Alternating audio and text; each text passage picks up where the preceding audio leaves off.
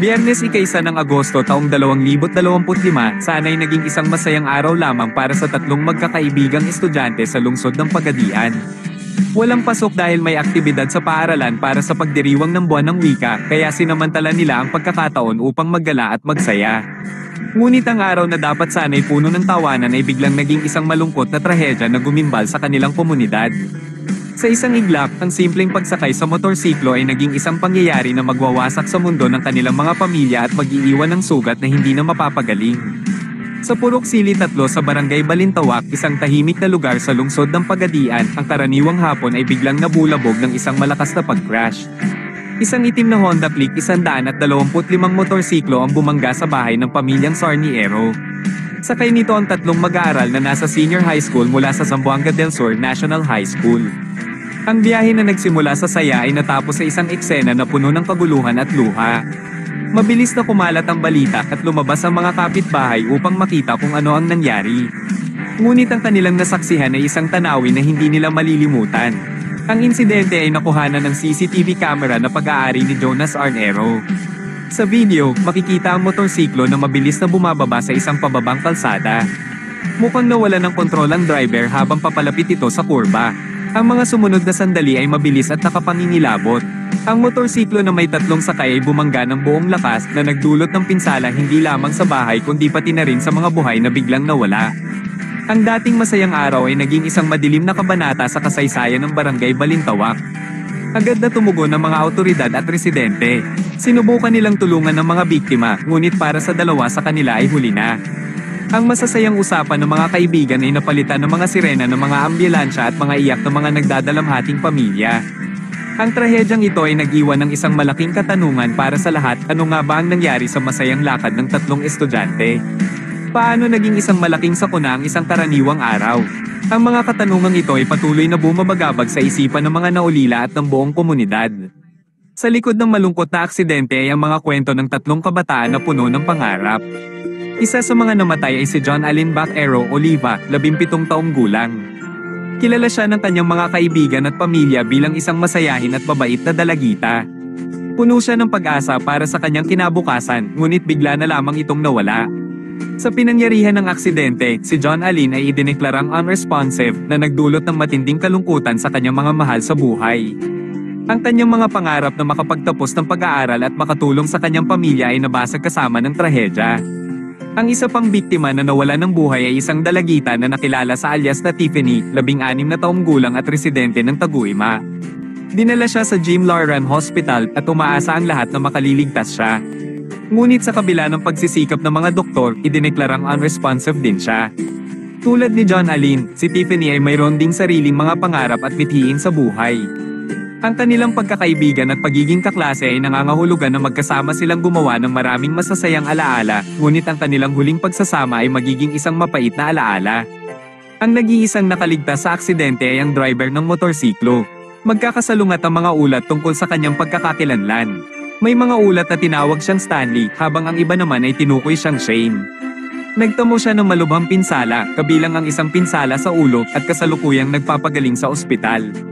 Bagamat nakaligtas siya, dala-dala niya ngayon ang bigat ng isang trahedya na kumitil sa buhay ng kanyang dalawang kaibigan. Ang kanyang pisikal na paggaling ay isa lamang bahagi ng mahabang proseso.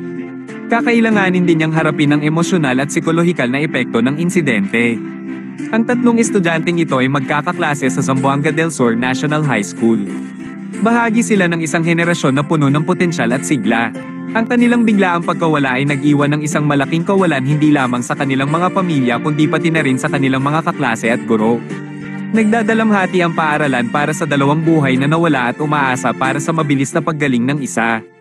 Ang trahedya ay isang paalala na ang buhay ay napakaikli at maaaring magbago sa isang iglap.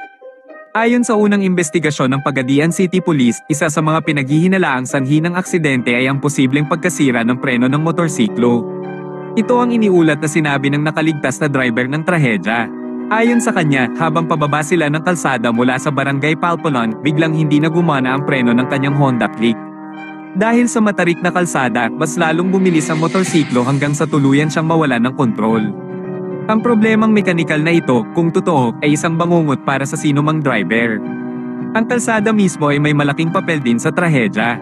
Ang kalsada kung saan nangyari ang aksidente ay kilala sa pagiging matarik at may kurba.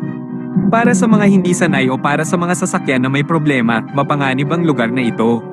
Ang kombinasyon ng pababang kalsada at ang posibleng sira na preno ay lumikha ng perpektong sitwasyon para sa isang sakuna. Ang CCTV footage ay nagpapakita kung gaano kabilis ang motorsiklo bago ito bumangga, na sumusuporta sa teorya na nahihirapan ang driver na kontrolin ang bilis nito. Patuloy pa ring isinasagawa ng mga awtoridad ang masusing investigasyon. Tinitingnan nila ang lahat ng anggulo, kabilang ang kondisyon ng motorsiklo bago ang biyahe at ang karanasan sa pagmamaneho ng driver. Mahalagang malaman kung may kapabayaan o kung ito ay isang purong aksidente na dulot ng pagkasira ng makina. Ang patoto ng driver kapag siya ay nasa matatag na kondisyon na ay magiging susi sa paglutas ng kaso. Ang resulta ng investigasyon ay hindi lamang magdadala ng hustisya sa mga biktima kundi magsisilbing aral upang maiwasan ang mga katulad na insidente sa hinaharap. Nagdadalamhati ang komunidad ng lungsod ng Pagadian. Sa social media, sunod-sunod ang mga pakikiramay at panalangin para sa mga biktima at kanilang mga pamilya. Marami ang nanawagan para sa mas mahigpit na pagpapatupad ng mga batas trapiko at para sa regular na pagsusuri sa mga sasakyan. Binuksan ng trahedya ang isang mahalagang talakayan tungkol sa kaligtasan sa kalsada, lalo na para sa mga kabataang nagmamaneho ng motorsiklo. Ang sakit na dulot ng pagkawala ni John Alin at Tiffany ay nadarama ng buong lungsod, na umaasa na hindi na mauulit ang ganitong mapait na karanasan. Ang nangyari sa lungsod ng Pagadian ay isang masakit na paalala sa lahat, lalo na sa mga kabataan, tungkol sa kahalagahan ng kaligtasan sa kalsada. Ang pagmamaneho ng motorsiklo ay hindi isang laro. Ito ay isang malaking responsibilidad na nangangailangan ng sapat na kaalaman, kasanayan, at disiplina. Para sa mga magulang, mahalagang tiyakin na ang kanilang mga anak ay sapat na ang edad, may lisensya, at may sapat na pagsasanay bago sila payagan na magmaneho. Ang pagbibigay ng sasakyan sa isang menor de edad na walang lisensya ay paglalagay sa panganib ng kanilang buhay. Isa sa mga pinakamahalagang aral na dapat nating matutunan ay ang regular na pagsusuri sa kondisyon ng ating mga sasakyan. Tiyaking laging nasa mabuting kondisyon ang preno, gulong, ilaw, at makina. Ang simpleng pag-check ng preno, ilaw, langis, tubig, baterya, hangin, gasolina, makina, at gulong ay maaaring makaligtas ng buhay. Huwag nating balewalain ang maliliit na depekto dahil maaari itong humantong sa isang malaking trahedya sa kalsada. Ang pagiging proaktibo sa pagpapanatili ay mas mainam kaysa sa pagsisisi sa isang aksidente na sanay naiwasan. Para sa mga awtoridad, ang insidenteng ito ay isang panawagan para sa mas mahigpit na pagpapatupad ng mga batas trapiko. Ang pagsubaybay sa mga lugar na may mataas na panganib tulad ng mga matarik na kalsada at ang pag-aresto sa mga nagmamaneho ng mabilis at walang lisensya ay napakahalaga. Ang pag-install ng higit pang mga babala at posibleng mga tampok sa kaligtasan sa kalsada tulad ng mga guardrails sa mga mapanganib na lugar ay makakatulong din. Ang kaligtasan ng publiko ay dapat laging maging prioridad. Ang bawat aksidente ay isang pagkakataon upang matuto at mapabuti ang ating mga sistema sa kalsada. Sa huli, ang trahedyang ito ay nag-iwan ng aral na dapat nating isapuso. Mahalaga ang buhay at hindi dapat sayangin. Habang nagdadalamhati tayo sa pagkawala ni John Alin at Tiffany at habang nananalangin tayo para sa paggaling ng kanilang kaibigan, sana'y gamitin natin ang kanilang kwento bilang inspirasyon upang maging mas maingat at responsable sa kalsada. Ang pagiging maingat ay hindi lamang para sa ating sarili kundi para rin sa mga taong nagmamahal sa atin.